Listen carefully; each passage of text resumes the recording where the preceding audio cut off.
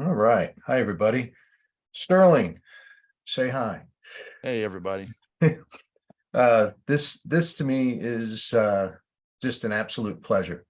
I get to talk with one of my favorite people on the planet, somebody that has excelled, has driven himself, and has pushed himself to different levels and keeps chasing. And I'm lucky to say that I had something to do with it, even if it was just putting him in the right room with the right people. And I feel like that's mostly what I've done as an educator. But before we get started here, I wanted to just remind everybody, hey, please give us a like if you can, because it makes things easier for us. And I would just be grateful and appreciative if you could do that. So, Mr. Hundley, Mr. English. we were just having a brief conversation before we started. Sterling and I met in 1998, and we were discussing our ages at that time. And I'm guessing you were 22 or 23. I may have been 21. I was always a little younger in the school side, so probably 21. Okay. Well, you were young. Yeah, it doesn't make much difference. You were young, and the things that you've done, the things that I've seen you do, if you were not aware of Sterling's success, please take a long look and take a deep dive into his career. Look at the wonderful images and the things that he's done. I was just thinking about it. Sterling, you're probably I know you've received all kinds of accolades, all kinds of awards, just from the Society of Illustrators alone. There's very few people that have reached the level that you have with the accolades, and certainly not as young as you have. And I find it, it's impressive, but what gets me is all the other things that you're doing. It's just seems like a constant chase. If you don't talk with Sterling for a few weeks, or maybe a few months, you're going to hear of a new project when you do talk with him, a new direction. And I'm going to start having some work float by here, kind of behind us. And this is actually one, we're not going to talk about each of the pieces, but you might just describe what this image is, and what it's the cover of. So this is the image. It was not created for my monograph, but it is the cover of my monograph, Blue Collar, White Collar. And this came out some years ago, but this piece was done for, gosh, what was the client? It was Workbook. And Workbook is this tome, this book that's put together that collects photography and illustration for illustrators and designers, photographers trying to get commissioned work. And so this particular image is one that haunts me. It's one where I figured out a lot of the pieces that I was trying to solve and pull together, the thinking, the visual approach, the design, certainly the concept. And it stuck with me because it lives in that space, I think, really between some of the illustration work that I do, which is meant to be clear, communicative, and to the point, and personal work, which is often open-ended and mysterious.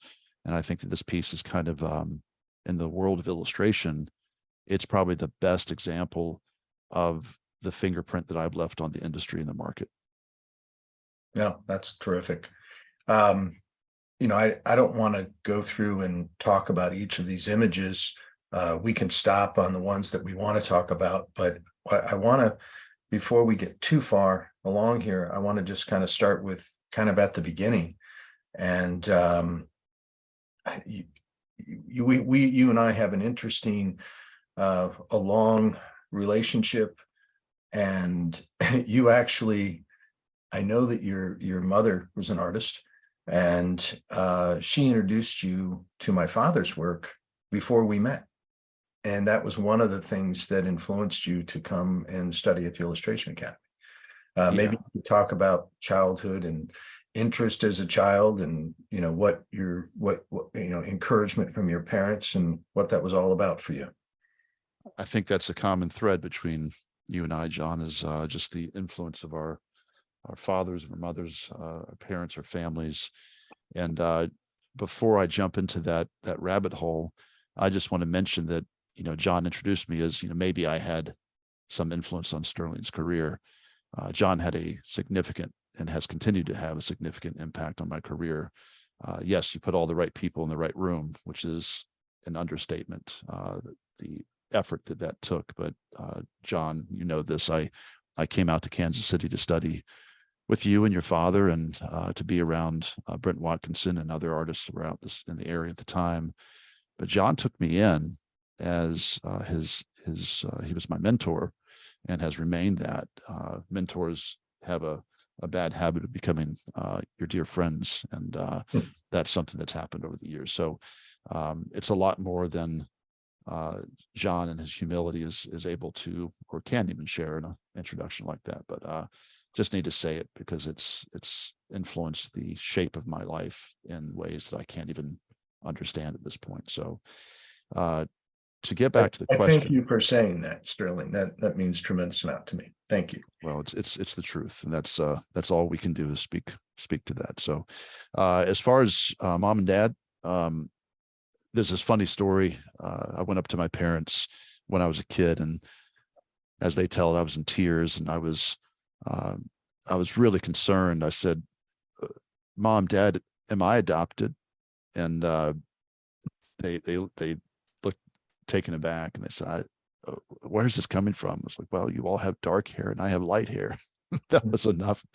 Looking back, there is no doubt that I am the son of Ran and Rosalie Hundley. I am equal parts, both of them. And you start to realize as you get older, when you're young, you don't know that your life is different than other people's lives because you don't have that point of reference.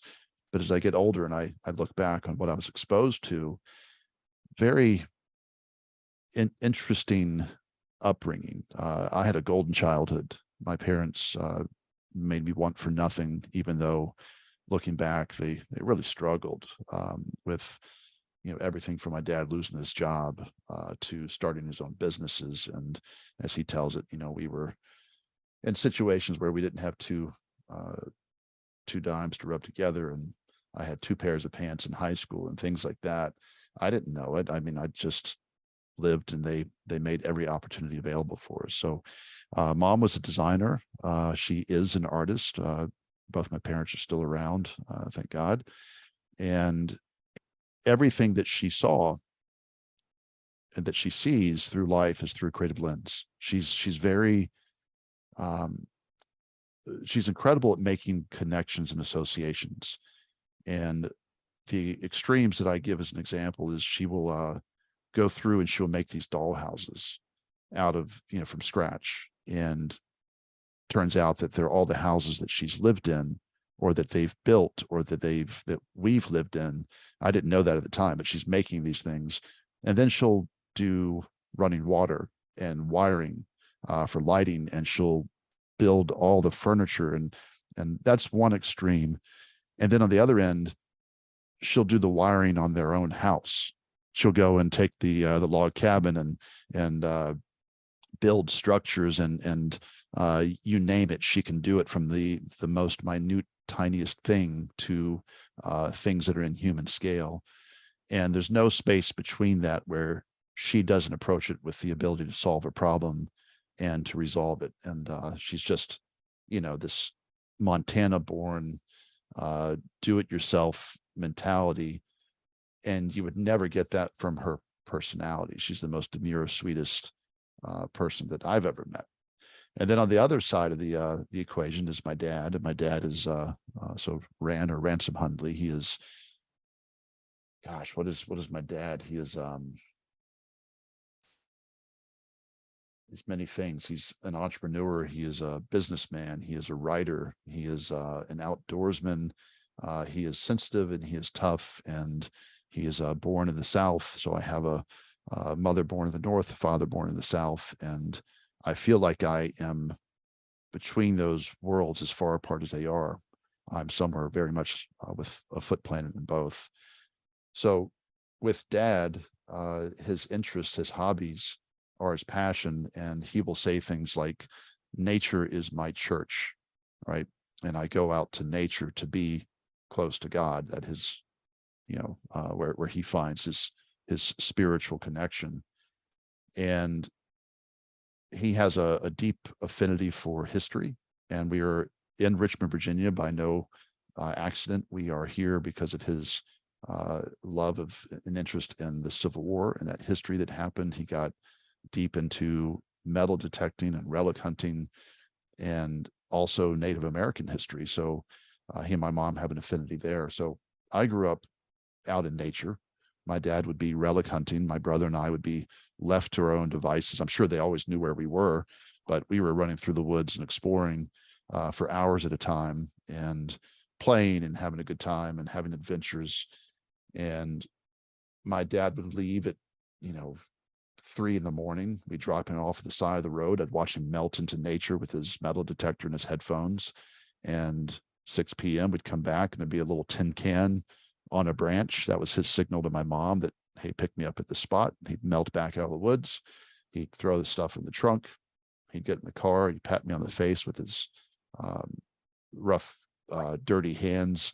And I'd say, how'd it go? I'd say, well, I found treasure. And he'd come back with treasure. And it was, Civil War wreaths and buttons. And we grew up with artillery shells that he was diffusing, cannonballs, swords, rifles, and this aesthetic. If I can kind of paint the picture, my mom would take these rough items and she would build the displays for them. And then arrowheads and spear points and sinew that my dad was flint knapping and making things. So all these things handcrafted of the earth, made, constructed, no problem that couldn't be solved, has definitely flavored who I am. And it's just it's a really interesting thing to kind of share and to think about. I'll leave it at this, John. Kind of the other bookends for my dad is he would take us camping all the time. My mom would be there too. And a couple times he would take us out on these survival trips where we had no food. We would have a rifle and we would have some camping gear, but we wouldn't have any food. And my dad was like, well, I want you to know what it's like to be hungry. And I want you to know what it's like to have to kind of understand where your food comes from. And I remember, like, we never caught anything. And he would always strategically set these trips up by an apple orchard or something else. And, he tells us, my brother and I having our shirts pulled up with, they're just filled with apples because we were just so hungry that's what we're going to do. And they were like those little crab apples. They weren't even super edible, but that's what we had. And we would catch fish sometimes and, learn how to clean the fish and cook it, and just good old country boy stuff that my dad said, you need to know this stuff. It's character building. Worked on a tobacco farm. I had the opportunity to meet your dad a couple of times, mom and your dad a couple of times, and you graciously took us out to their home, and I got to see what you were talking about. It was phenomenal. You hear somebody talk about something until you're actually there and you witness it. You don't know. I had no idea the level of what he was doing with his collecting. It was so impressive. And I always think of funny interactions that I can't help myself. And I remember a phone call that you and I were on. This was probably 10 years ago. And I don't know which one of your children had just gotten out of the car, and you were like scolding them or telling them, say, hey, please don't run on the sidewalk. You could fall. And I said, Sterling, I says, can you imagine Rand saying that to you? It's like, I was kind of trying to put it in perspective. Sterling, these rocks are really slippery in the creek here. Watch it, because your shotgun might go off, Well, yeah, I mean, we were left to our own devices a lot. And there's things that your parents say to you that just stick, and that's the point. Yeah. And I remember my dad would say things, I would be scared. We'd be out on a camping trip or something, and he would say things like, there's nothing in these woods that can hurt you. And of course there are, but he was trying to help me with my fears. But it always stuck with me. And because Dad said it, I believed it. And we're in Virginia, and there are things that can hurt you, but not like Montana, not like Colorado, not like California, where things are actively hunting you. Or I guess that's an exaggeration, but yeah. So we had just a rough and tumble upbringing. And again, any interest that we had, from sports to hunting and fishing and camping to making things that were the smallest craft things and being artists. I mean, it was all supported, and it's just an interesting thing that you would not expect those two worlds to live together in such harmony. So just to bring things full circle, John and I have the benefit of knowing each other's fathers, right? Right. And that's a pretty special thing. And inside my parents' home, I was just there last weekend. I turned the corner and I was met, as I always am, in this log cabin that they live in. And that's an exaggeration too. I mean, it is a log cabin, but my mom, what she's done with it is a miracle. It is an artful log cabin. And on one side, you've got a coyote skin that my dad found that was roadkill. That's a whole other story. And then just down the hall is one of John's father's paintings that I traded with Mark because I think it was, well, I know it was a grace, it was a courtesy, it was a gesture of kindness that he did for me because I met him. I saw this. I got to tell the story. I'm sorry if it's going long, but it's one of the Tuesday's Child series that he did for one of the Red Book, or I don't know which magazine it was done for. And it lives in my parents' house, and I see it and I stop and I stare at it every time I go, and I put my hand on it, John. I have a connection. I do this strange thing with these. I've got two of your dad's paintings in my house, and I will stop and I will put my hand, sorry, on the pieces. I have to feel them and see them. And there's a history there that's just amazing. But I see this painting and at my parents' house, and it just comes back. So I had the good fortune to go to your dad's studio, as you know, and with this knowledge that my mom said, if you get to meet Mark, and I was coming to study with Mark, if you get to meet Mark and you happen to see a Tuesday's Child series piece, and I didn't know what they were, but she kind of described them. She goes, those pieces had this effect on me when I was in art school that, everybody knew who Mark English was, and everybody loved his work. And if you see one, if you could ask Mark if he has a print or a copy of that, it would just, it would be the most amazing thing. So I went to your dad's studio, and I have the good fortune to go through these pieces, and I'm rifling through original paintings, and I see this piece, and I just knew this is from that series. And I guess there were 7 pieces in that series, one for a child for each day of the week. And I had the hubris to go up to your dad at some point and say, Mark, I don't know if this piece still means something to you, but if I could ask you what you would sell it to me for, if you'd be willing to sell it, or I don't know, trade it. And I don't know what drove me to ask that. I said, my mom is just an enormous fan. I told him the story, and he goes, let me think about it. And the next time I saw him, he said, all right, I'll trade you, which he never should have done. It was an unequal balance of who I was and where he was. And I asked him, I'm in Florida, so what could I possibly trade? And he said, I want 3-figure drawings from you. And which, John knows, those are things that we do as an exercise. But the thing was, he said, bring me the pieces and I want to choose what you've been working on. And I remember I'd done all these drawings at the academy, which is where I was and while I was in Kansas City. And I brought these, like I probably brought 60 figure drawings out, but there was one that I'd done.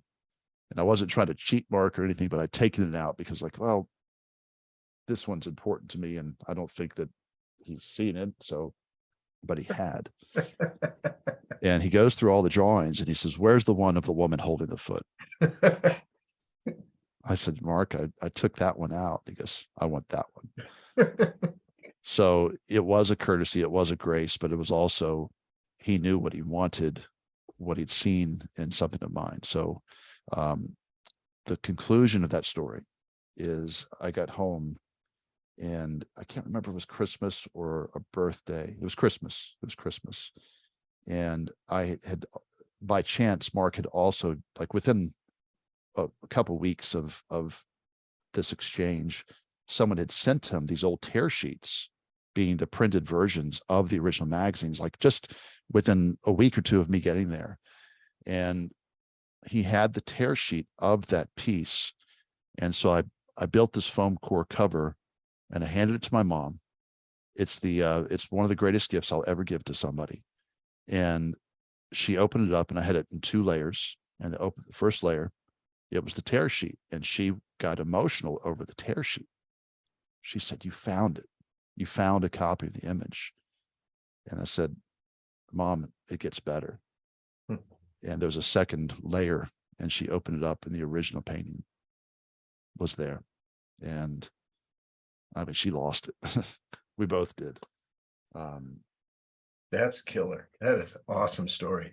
And I love the fact you just not that I needed reminding, but you just reminded me of one of the things that made my father so great.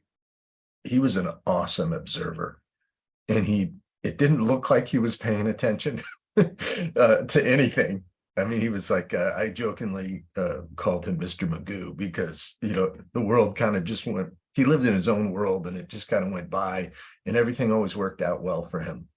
It seemed like, on surface anyway. And he would see something, he would recognize something, and he would not forget it. And I just think that's so great. And that's one of the things that made him so unbelievably good. He was just the ultimate observer. We used to go, as later in life, we would go eat lunch, 2 or 3 times a week. And he would like hit me in the shoulder while we're eating lunch. He goes, look over there, look at those people over there. And he was looking at, it was always things that he thought would make interesting paintings. He goes, look at this, look at the shape relationships of what's going on over there. He was just constantly paying attention to what was around him. And like in the classroom, he was, I've had people say that he wasn't, he was a teacher that you would have to kind of, prod a little bit to get something out of. He wouldn't say anything if he didn't really have something to say to you, that was really poignant, but he would find things with individuals and was so unbelievably helpful in a classroom situation. But it was, kind of on his own terms, maybe not the lesson that was going on, but he would see you doing something and he would be able to, he would be able to get to you in a way that others couldn't. Let's leave it at that. Well, he had the ability to show you. Oh yeah. I'm going to fix it. I mean, and Mark was certainly conversational when you would talk to him, but in those classroom settings, not as many words, but he'd sit down and give you a demo or show you and fix it. And that's what you look for in your educators is you want, don't just tell me, show me. And the people I've sought out in my life have always been able to show me. And so, yeah, that was that's a really interesting point. I remember Brent bringing this story up a lot about Josh George. And Brent said, Josh, I'm going to do you a great favor. He goes, I'm not going to talk to you about your artwork. He says, I don't think I'm capable. He said, but I'm going to take you over to Mark here. And Mark's going to talk to you about your artwork. He was trying to do something that was really, you know, very advanced for and very personal too. Mark had the ability that he could walk up to somebody that was trying to work in a primitive fashion, and he would just, his head would turn and go that direction. Yeah. Not many people can do that. I mean, he could go so many different directions. I always joke and say that my father kind of experienced, if you go and look through his career, you know, it's like he was an impressionist for a while. He was an abstractionist for a while. It's like he went through all these stages of art history that he saw and liked, and he learned how to do it all. And he wanted to experience it all. It was an interesting character that way. Hey, this image, I'm kind of holding on this image because I think your sketchbooks are phenomenal. And something which I find very funny that you got, I think it was probably maybe George, maybe a lot of it yourself too, the impact of George or Baron Story or others that carried sketchbooks and how important it was to them, because I know my father didn't carry a sketchbook and I certainly didn't. And so you didn't get it from us, but maybe talk about the sketchbook journey and what it's meant to you. Yeah, I mean, honestly, I can't attribute to George. I met George. I mean, George's sketchbooks are phenomenal, but I met George, you know, after I was well established in my habits and patterns, and I didn't actually know about Baron's work until the Academy.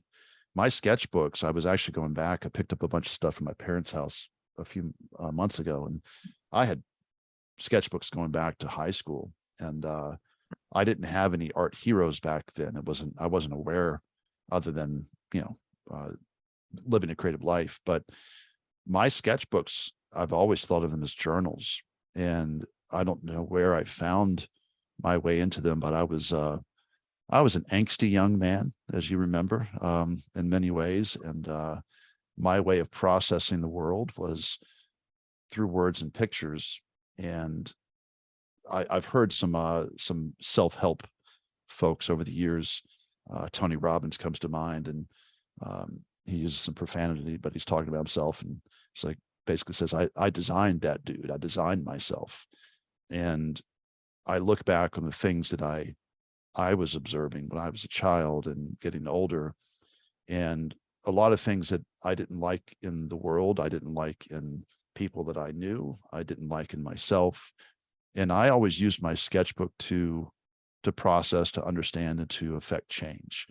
And that has become, you know, best practice for illustration, for storytelling, for any creative form that I'm developing. But it comes from such a personal place of trying to hold on to a habit and a discipline and a routine. And sometimes it's more words than pictures, and vice versa. So yeah, it's just become one of those things that you know, it has its seasons, John. You know, it's not every day that I'm walking around with my sketchbook on me, but more often than not, it's in my bag. It's close to me. And, you know, it's my way of holding on to things. So every evolution that I've had as an artist has come from those pages. And it's been,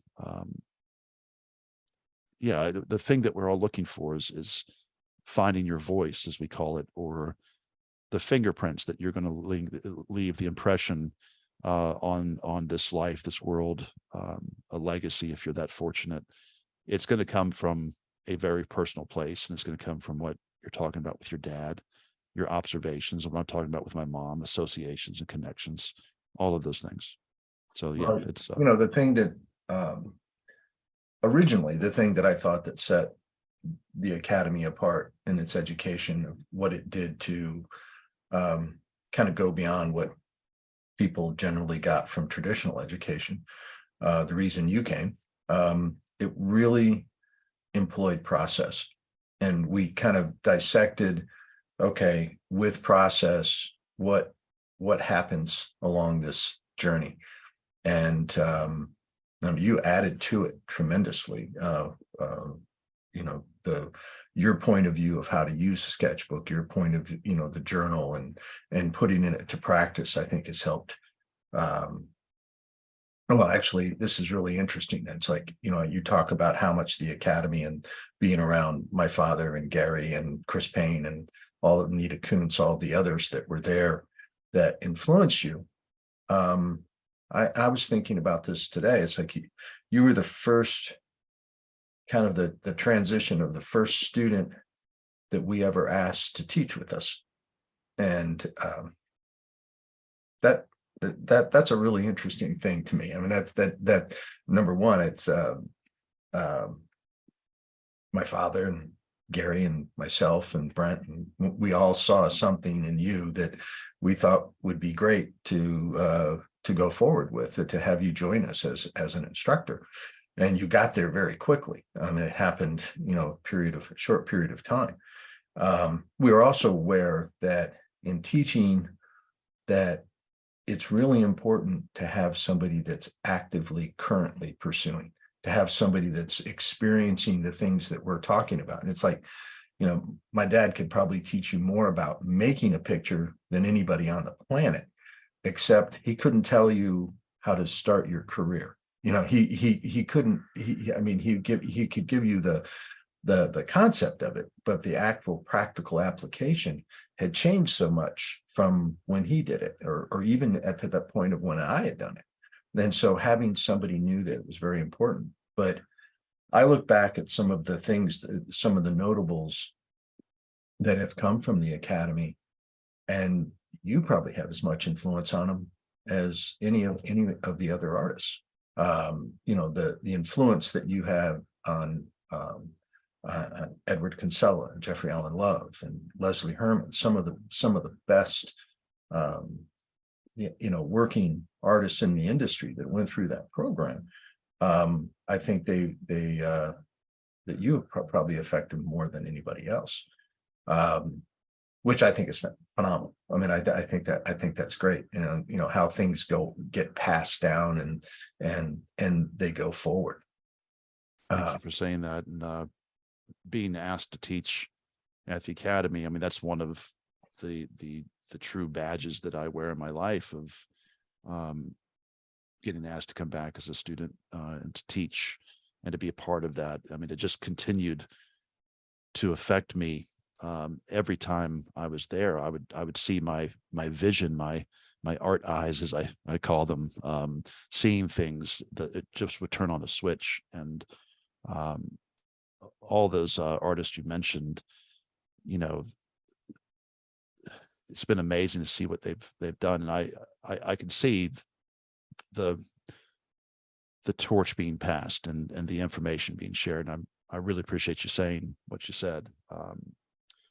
It's an extraordinary thing to be a part of, to know that your lens, this particular thing, the way that you see things, has bent the lens by which other people see things, and then they do their own thing with it. It just keeps expanding, and that's what's so remarkable about being an artist, is that you can teach people to a T, like, this is how I do things, this is how I make things, and yet they can't take the same path. They can walk with you for a while, but then they have to choose to go a different way.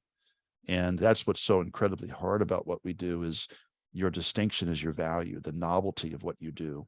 It has to go a different path. Otherwise, you're a second-rate version of somebody else. You're doing things that have already been seen. And it's a complex paradox that we have to create things that have never been seen before, yet communicate. And what a challenge that is. And so, yeah, thank you. That's how I look at the educational things that I've been still involved with and still build.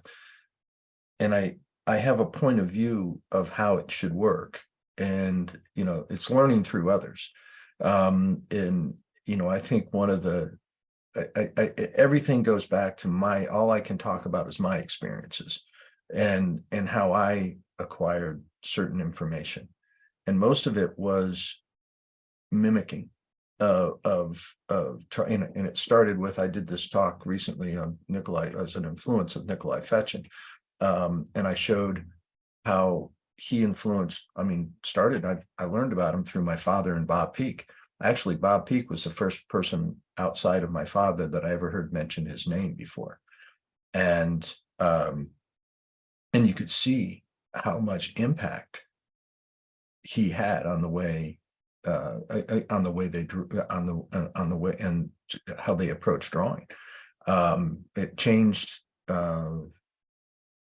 It changed my point of view on what drawing was, and I knew nothing about drawing at the time. I thought it was like math when I was told, hey, you got to learn how to draw better. I was 16 years old. My father handed me this book of Fechin and said, just imitate this guy, do copies of his drawings. Wow. And so that was like the first experience I had of doing that in it. And then as I realized that if you could mimic somebody, if you could imitate somebody, in a way, you learned to do what they were applying every day. You learned how to do it to a certain level. It wasn't your voice, but it was a mechanism and a vehicle to acquire that, understanding of composition, the understanding of color. You could acquire that by just through rote, by doing it over and over again from really good artists' work. That's one way of learning how to do things. And it's the way, right? It's the way. Yeah, like I think it is. You see things that people make and you're inspired and like, oh, this can be done. This is something that's been created. And John, the parallel that I use is music, right? So if you want to learn how to play the guitar, well, the first thing you're going to do is you're going to pick up some notes, and then you learn your chords, and then learn a little bit of rhythm. Maybe you can play a cover of somebody else's song, right? You start to play right by ear, and then maybe you get good enough to listen to music. But oftentimes you're playing by ear and you're picking things up, and eventually maybe you can do just a phenomenal cover of Fade to Black by the Rolling Stones, or Paint It Black, and you can play it. People can say, well, that sounds just like the original, and you're like, great, I've arrived at the skill set, but that's not the end goal. The end goal then becomes, let's go out and let's make our own music. Right. But you have to go through those pathways to learn the nuance, the subtlety, even the overt lessons in that. So I think I cut you off a little bit there, but no, I think it's totally fine. We're saying very much the same thing. I just my experience of kind of absorbing what somebody else did, somebody very successfully did, and then trying to apply it to something that I did. I was just in class yesterday, students were asking, like, talking about color and how to use, the appropriateness of how to learn color and apply color. And I said, well, it's the easiest thing to steal. As an artist, it's like, if you can compose and you can do a great value study, you can do like a number of great bring another number of great color solutions to it, and all you can steal a piece of color from another artist real easily, because the subject matter doesn't have to even relate. And it's one of the easier things to acquire. Yeah, 100%. It's funny. I like talking about these things with you because you got to experience learning from my father and some of the others. That my father was not a very technical guy. He would always be questioning, as we were talking about, okay, we should be doing this and this, and we need to teach this. My father would always come back to me, he says, yeah, but how how are you going to help them be more creative? Yeah, he was always, hey, there's a bigger picture here. You can learn, you can be the most skilled artist in the world. That's where some of those assignments that still exist in our visual arts passage. The first assignment they get when they walk into our program is that flat assignment. Oh, it's great. It was my father's answer to said, well, you guys are missing everything. He said, what the students didn't understand why that came up was just like everybody was trying to show off how they could draw and finish. Right. And it's like, there's no point of drawing or finishing or polishing anything until you have good construction and good composition. And so, I mean, he that assignment was originally created to just do with cut paper. And he said, if you can put a picture together with just flat shade and cut paper, you're ready to go on to the next thing. Yeah. Well, it's you take away all the tricks and the illusions and the gimmicks. And I just remember coming to the academy and getting that first assignment, and it's like all the oxygen is taken out. It's like you want to show off and impress people. I don't know if you remember this or not, but when we started running the academy at Ringling, I would have people come in, and as a icebreaker, I'd have everybody throw the football with each other with their offhand, and they'd come through, and we were all. It was so bad. You had to be running. You had to run and throw it at the same time. Well, it was far enough. You had, but it was just so embarrassing for everybody. It like you couldn't show off. You're going to be humbled, and the first assignment was that left-handed football throw. It was it's just. Yeah, it took any ego away, and like, all right, now we're going to break you down and we're going to build you up. And it was huge. And that particular assignment, it affects everything I do. I'm more, I think of myself as a designer first these days, a designer who paints, a designer who draws. When I write, I design. It's a reduction process, and everything that I want to make, design is the thread of it all. And design is a term applied very broadly, but it is I define design as bringing the wonders of the world into human scale. It's a distillation process. And that's how my father described himself. He goes, he said, I don't think of myself as much as a painter as I do as a designer that draws and paints. And I think that he used to, he was, sometimes he was humble. Sometimes, he was so confident, and he knew, I think he knew how good he was. But he had humility. He really appreciated other artists. He loved great work.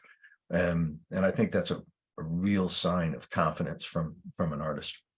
Well, those things are not exclusive of one another, right? You can be very confident. I think of myself as a very confident person in many ways, but you can also be humble. And those things they don't have to be the bookends of ego. So your father was exceptionally confident in what he could do and his capabilities.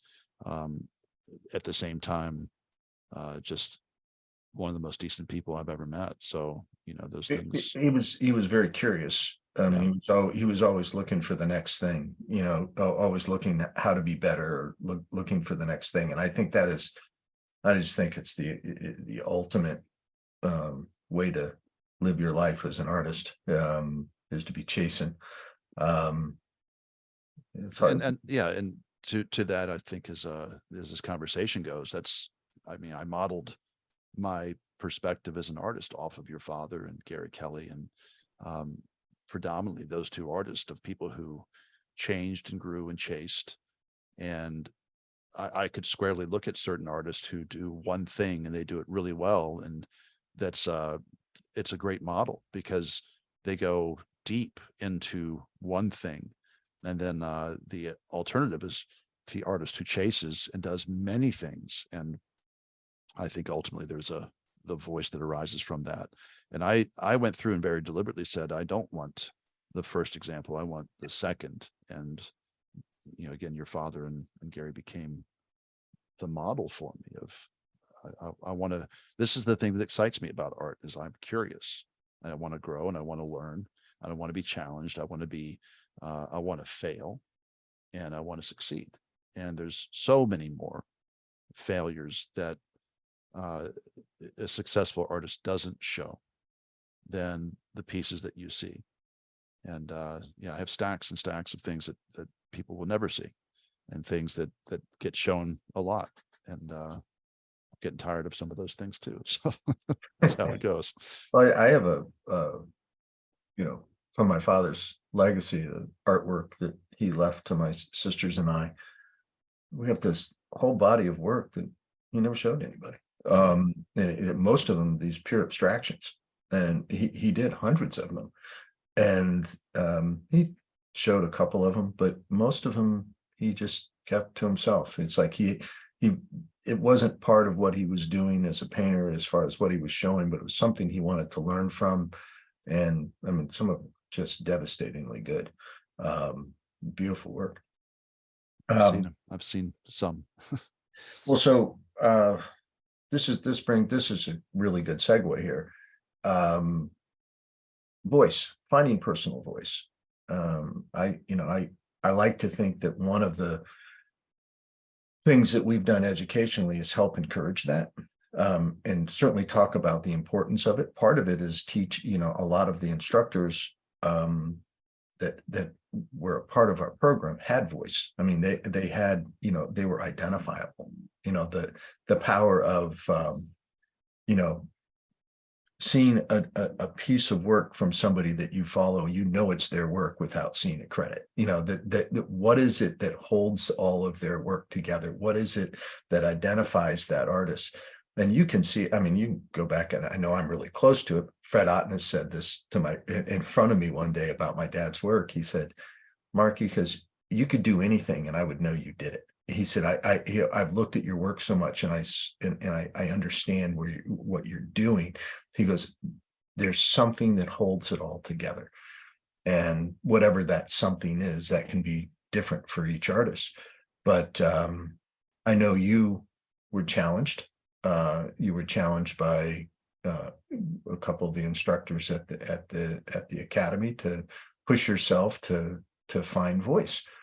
And it's a good time to maybe talk about that. You don't have to get in and tell a long story about it, which there's a story that's been told many times in relation to you and Gary and Fred Woodward. But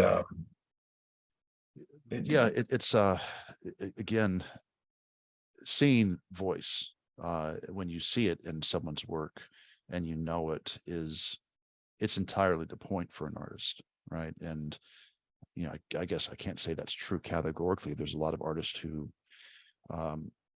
remain anonymous. They're highly skilled and they become part of a mechanism.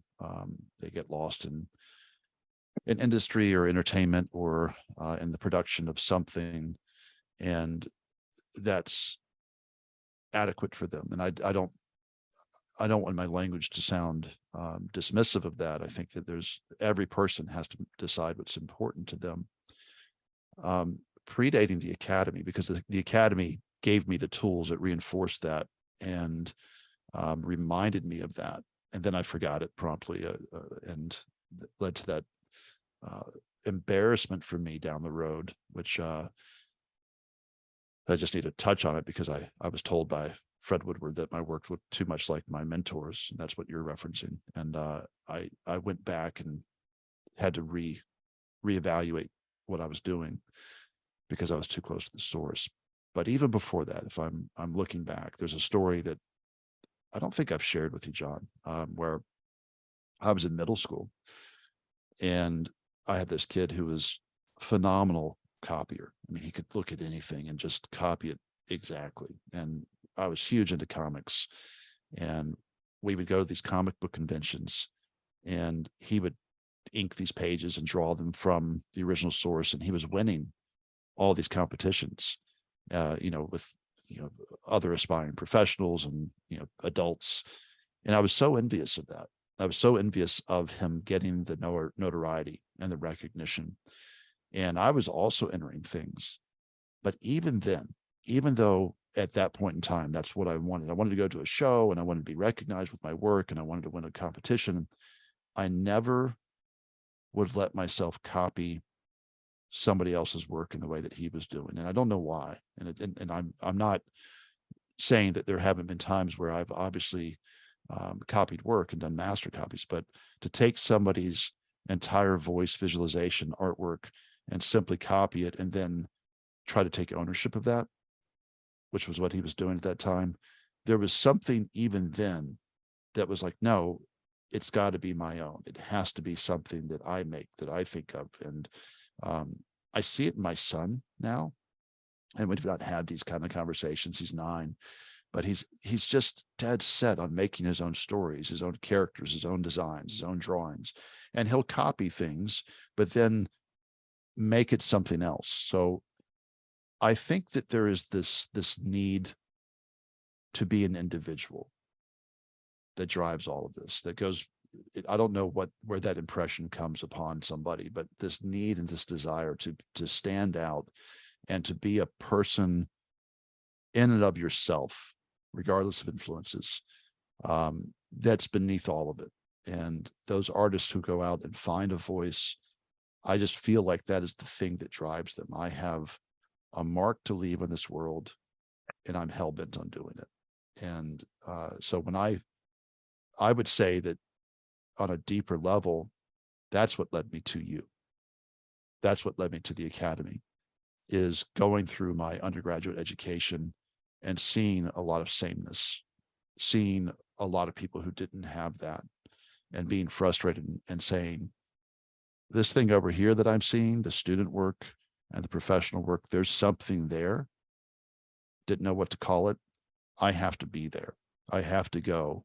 And it was driven by this need to leave that mark. So once I found my way to that place, the Academy, it was like, here are the people with the answers that I'm looking for. This is the place where everybody who's here is immersed in this pursuit of doing something important and distinct and individual and authentic. And that's what I was left with from that experience as much as anything else. Well, that's very, very well said. And it's also, I think, the thing that I look back of, and even what we're doing now with the Good Lord's Passage, that searching for that voice. I think that's what the most advanced students in our program, they dig into, and they, and I feel like some of them are addressing it for the first time. Some of them have been chasing it for a long time, and they don't know how to put it. They don't know how to chase. They don't know what's the best method to do that. And there is really no complete answer to that in my mind. I think it's different for everybody, but the awareness of it, I think, is well, it's the importance of it, and the excitement of doing that, I think, is something that we treat, that we kind of hold at the highest regard. It is the penultimate goal for an artist to arrive there, and it continues to evolve, and you never quite have it, but it's the thread of continuity in the body of work.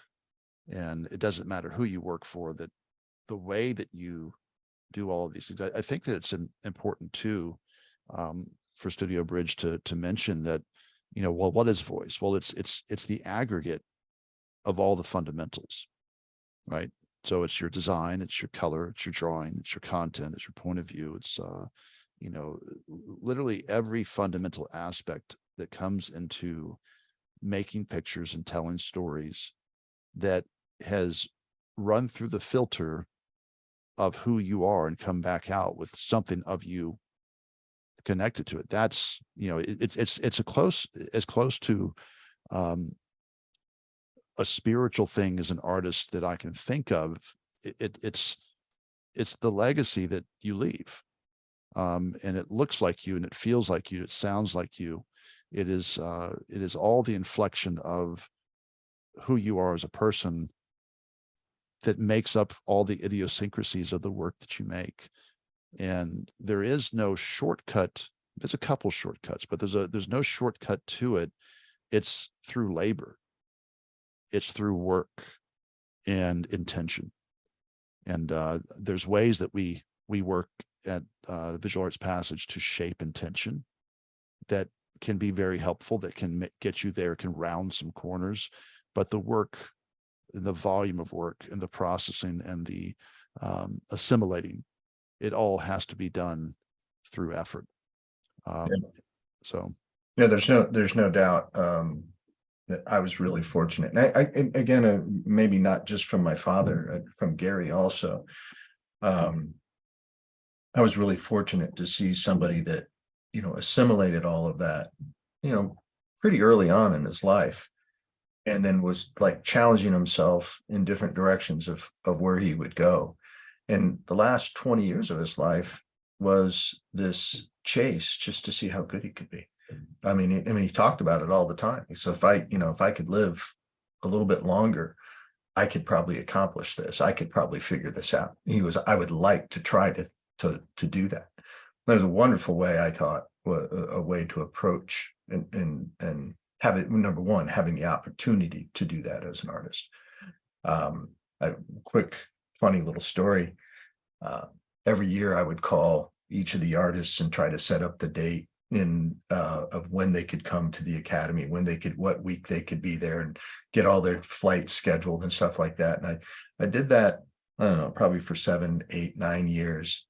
And one spring, before I made the call to anybody, I get a call from Gary Kelly. And he said, "John, I'm just going to tell you the dates that I can be there." And he goes, "I'm just going to make this easy for you. and you don't have to go on this chase." And I said that, Gary, I was like, "Thank you very much." He goes, "No, I was thinking about it." And he says, "As long as you're doing this, I will commit to being there." He said, "Because," he says, "I go there like a student goes there to watch your father." He says, "I go there." He goes, "It's not," he goes, "sometimes it's the art." He said, "But it's the energy and the fact that he's still growing." You know, at that point in time, he was probably 70. My father was. And he said, he goes, he has the ultimate retirement as an artist. He's doing exactly what he wants to do. There's no restraints on any of his pictures. He makes the pictures for himself. And he doesn't listen to what anybody says about his picture making here. There's no influence to someone saying you have to do this. And he said, he goes, "That's the retirement I want." And he goes, "I got to figure out how to do that." And it wasn't about the art process as much as it was the mechanics of his career, the mechanics of how he set himself up to do that. Right. I thought that was fascinating. That is, I hadn't heard that before, but what a great perspective. Yeah. And how nice of it was it for me to know that I was going to get Gary Kelly every year. Yeah, no kidding. All right, that's one in the pocket there. You know, a really funny story with him. Brent and I, you know, like the first year, Gary was like really standoffish. He was, you know, he was very nice, as he always is. But, you know, Brent, you know, he made the comment when he goes, "I don't think he knows my name." which you know, Brent could be very funny. Yeah. But like the third year of the Academy, I mean, funny things have happened. First thing interaction I had with Gary about the Academy after I got him to, you know, commit and come, is we do our first poster and we spelled his name wrong. We forgot. Got the E. Got the E. Yeah. So this poster comes out and I get this phone call.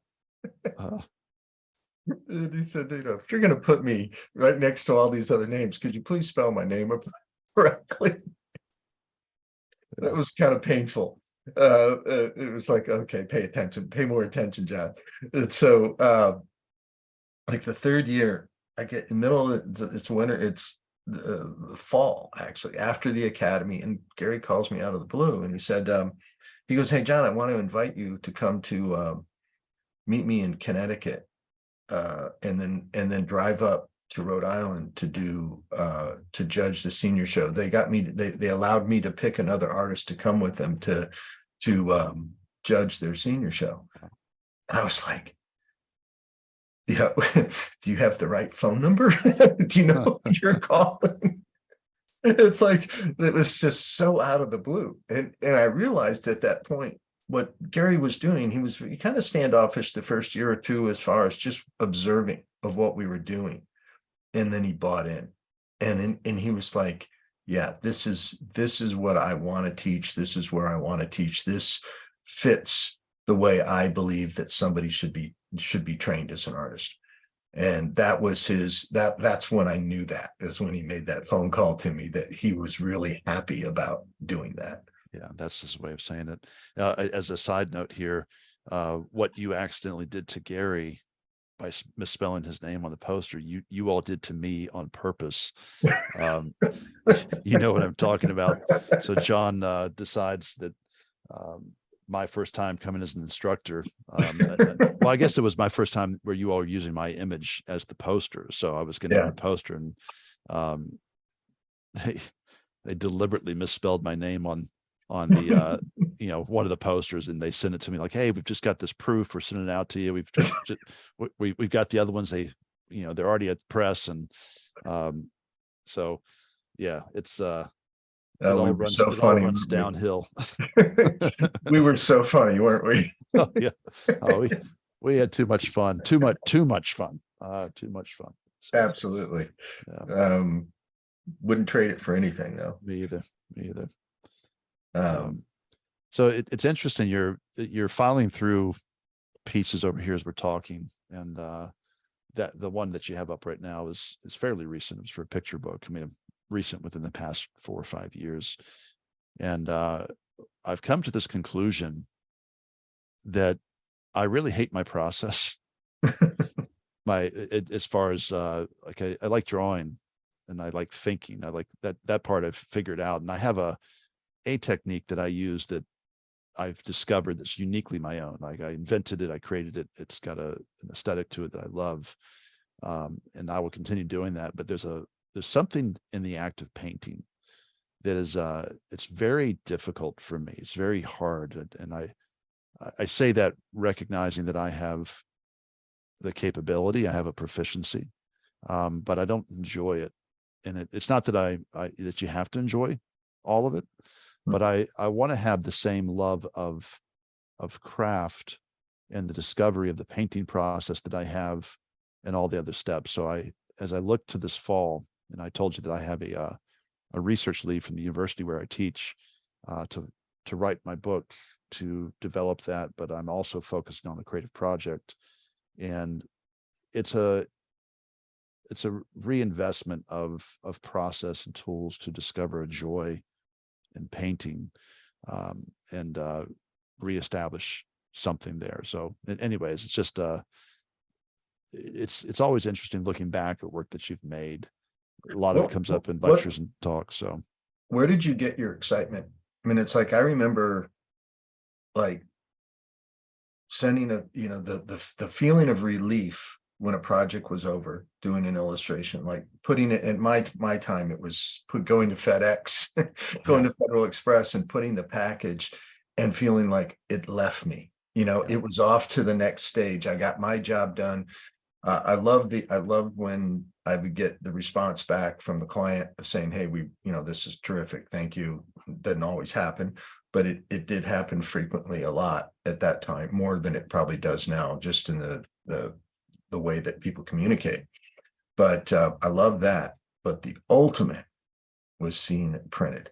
And oh man, the joy that I got, like first time that I did a national magazine cover and went to the kiosk and saw my work on the cover of a magazine, I was just like, holy, this is unreal. Yeah. And all the pain it went through to get there. It's funny, it's like the more, when I say struggle, there is struggle. I have that about like painting. I'm painting, or just making something. I struggle with everything I do. I struggle with my drawing. I struggle, and it's not so much of a struggle as it is. It just, you go a different place, you go somewhere different, and you have successes and failures. And again, it's like the more of that that's in a piece, usually there's a proportional amount of pieces that are better because of the struggle. Right. And I realized that, the first time that I saw John Collier work, I realized it was painful for him Oh, at so times. painful to You watch were it. in the room when you Yeah. watched it, right? When we saw it. Yeah.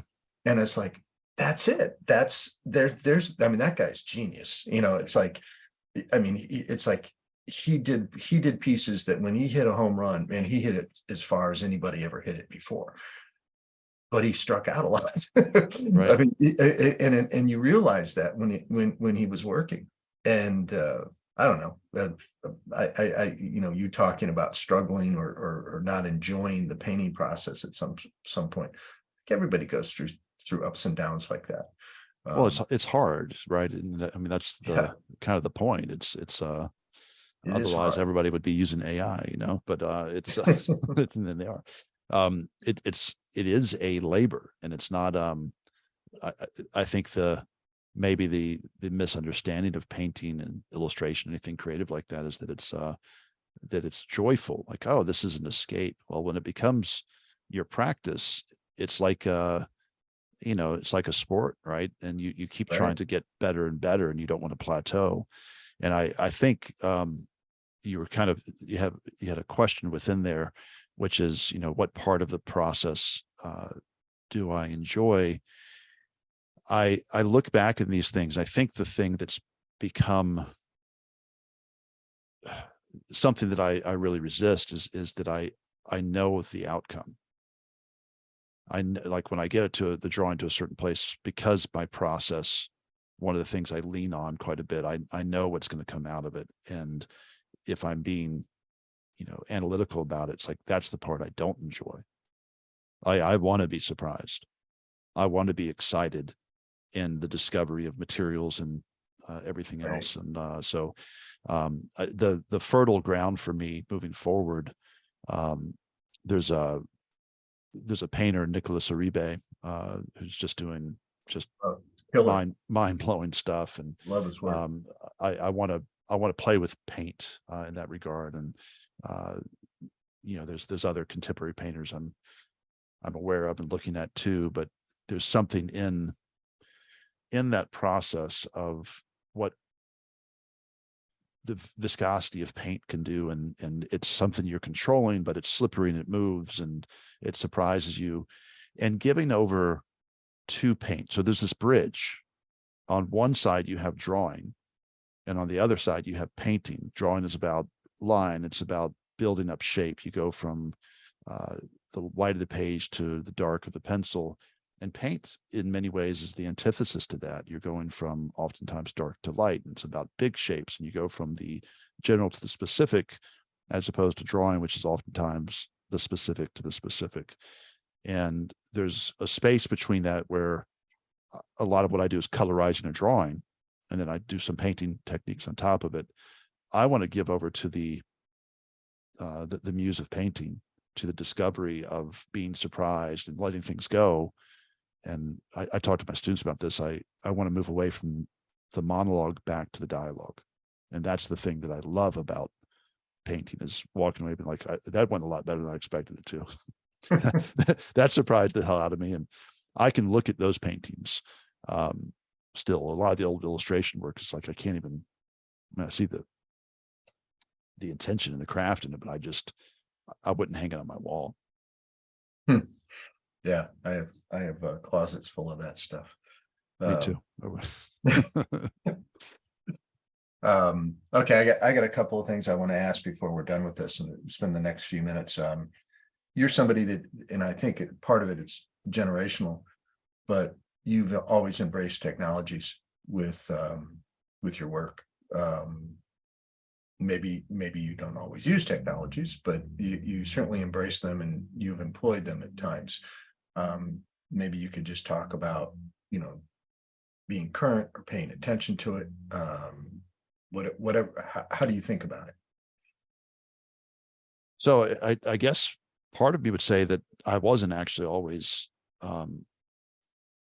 making artwork with technology. I was resistant to it. I mean, I was of the day and the age where the big question was digital or traditional, and I was very much in the traditional camp. But I also used to look at magazines of airbrush and computer games, and like I was always visually compelled by that stuff. And now it's this fluid movement between all this stuff, and it's kind of like you get to a point with it where, you know, in order to be of the moment, you have to embrace all things. And relevancy as an artist it's always the hardest thing. I mean, I see people that I've taught and people that you've mentioned who are out grabbing all the awards, and rightfully so. And part of me, it's like, I wish I was still doing that, but I don't even enter shows anymore. It's not even on my radar anymore. And I'm chasing a different thing. But the technologies now have gotten to the place where they are alarming, they're frightening, they're exciting. And I try to have a perspective on all these things. And, certainly AI, everybody's talking about it. It's something to be aware of at the very least, and concerned with, to be sure. But, I'm sitting looking at you on my Cintiq screen as we're talking, and I've got an iPad, and I've played around with, digital sculpting. And I think that whatever the idea is, it is the engine that makes the work, right? It is the engine that pushes the work forward. And I'm going to use whatever tool gets me there, whatever tool makes the most interesting image. And as long as I have an intrigue in the thing that I'm doing, I've probably been in front of the computer too much recently, and you see me squirming around. I'm getting sore in the chair. I've been sitting in it so much. So I'm like, I need to get outside. I need to get lost in nature for the next couple of months, and get back on my diet, my health stuff. And so technology is something that is an amplifier. This is how I feel about technology. It is, I want to have ideas that are so big and so ambitious, whether they're films or games or storytelling or things that aren't related to art, creativity applied in the broadest sense, that I'm forced to discover new tools, forced to enter into spaces where my curiosity is piqued and I am challenged to embrace new things. I've, as you know, started my own business. I had to learn how to edit movies, and I had to learn how to film things and photograph. And those are technologies. Tubes of paint at one time were technologies. Photoshop's a technology, and AI is a technology. So there'll be some people who are upset when I say this with AI. People are saying, well, it's a legal issue. And it's like, well, not according to copyright law. It's actually not. And copyright law can change, but laws move slowly. And what we're talking about is an ethical issue and the ethical use of technology. So sorry if this is a bit of a meandering thing. I don't want to go too far down that rabbit hole, because I could talk about it for hours. But the same time I'm seeing artists say, well, no to AI, I certainly understand that. But I'm also seeing, this discovery of new fusion technology with the use of machine learning out in California, and what AI and machine learning can do for the evolution of humanity on the medicine front, the science, space exploration, aeronautics. So it is a thing to be aware of. And I'm going to spend some time getting to know the enemy over the next several months. I want to know what the limitations of the tool are. What can it do? Am I just feeding the beast, or do I have an idea that's ambitious enough to employ storytelling tools to do things that I never could do on my own? So I'm curious, and I think that's the driving factor for me. And I think that there has to be a way. I know there has to be a way. I've had these conversations with art directors and creative directors and other artists, where there will be an ethical use of tools such as that, a closed loop where you're using only your own artwork and you're feeding into that that way. There's a lot of places this can go, but I just want to be aware. I think as an artist, I have to be aware as an educator. I would be remiss in not looking into NFTs and rising technologies and everything else. How can I talk about something out of a position of fear? It has Yeah, to be a absolutely. position of application and awareness. Yeah, I totally agree. In the simplest terms, I listened to a student and Gary, of all people, who avoids technology. But they were this combative back and forth about a student that was like pressing Gary. It's like, you have to do this, and he's like, no, I don't. I don't have to do that. And he was saying, I'm a different, because I'm very much at a different part of my life, and I don't have to embrace it if I don't want to. But I think somebody that is in a different, as a student, somebody that's growing better figure it out. And it not figuring out I don't mean figuring out the technology, figuring out what it means to them. Right. That's great. That's Great statement. Yeah. So just to put a spin on what you just said about Gary, I was there when your father saw somebody using Photoshop and they're going through color iterations, and he was asking, like, what is that? And he goes, I need to learn that. Yeah. Right. So this is your father knew nothing about Photoshop at that point, as far as I know, but he was very sincere. He wanted to learn how to use that because he saw the immediate value of what it could do. And so, yeah. Yeah. Well, he actually did work really hard to figure it out. He never took it anywhere. In fact, of all people, Arnie Finner was given the assignment at Hallmark Cards to help him learn. And the horror stories that Arnie tells me, it's like he tells me a new one every time I see him. I giggle and I laugh. People who don't know, Arnie Finner is the creator of Spectrum, the publication, and interesting story. So, hey, to finish up here, and again, I haven't asked any of the questions that I've written down. We just got into a conversation, and that's what I was hoping would happen. But I have one final request from you. Do you have anything? I know you were talking about, future projects. Do you have anything you want to promote? Well, let me frame it this way, and then I'll sidestep into that. So I was awarded a research leave from the university, as I mentioned, which means that I will be away from the university paid, which is nice, makes this possible. I'm off now through January, and there's part of me that it's like, well, I could really fail during this time if I don't accomplish anything. And it's this opportunity for immense growth and experimentation. The premise is I'm writing a book called Think Louder on the creative process. And in particular, I'm really interested in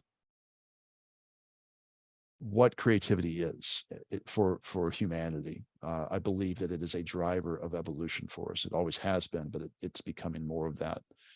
And I, as you know, have been working with some folks at NASA. I've been working at the hospital at the university where I work, and doing some things that are taking creativity and applying that process and the tools to traditionally non-creative industries. And I am really, really interested in the space between the scientific method and the creative process. So this book is exploring that space of, is there a creative method? Is there a best practice? Have we found it? Is it hiding within industry in a workflow or a pipeline? And if it is, what does it look like? And if there is one, is it transferable to non-creative industry? So there's something to that that's really compelling. And I'm writing the book. I've written 150,000 words. I've boiled that down to 40,000. It's still not done. I have another chapter I have to get into, but it's going to have a lot of interviews that I have to do, the scientists with people who are non-creative to see what their workflow looks like, to compare and contrast. There would be a podcast that's coming from this, the Think Louder podcast. I want to have those conversations in person whenever possible, or online like this. And so that is the number one focus, and everything built around that, course modules and everything else. So if I'm promoting anything, Think Louder will be it. I'm still building the site and getting the domain name, all that stuff. I've got some things in the works. So that's the number one thing. The reason I paused is when you have an open-ended opportunity like this, you have to put limits on it.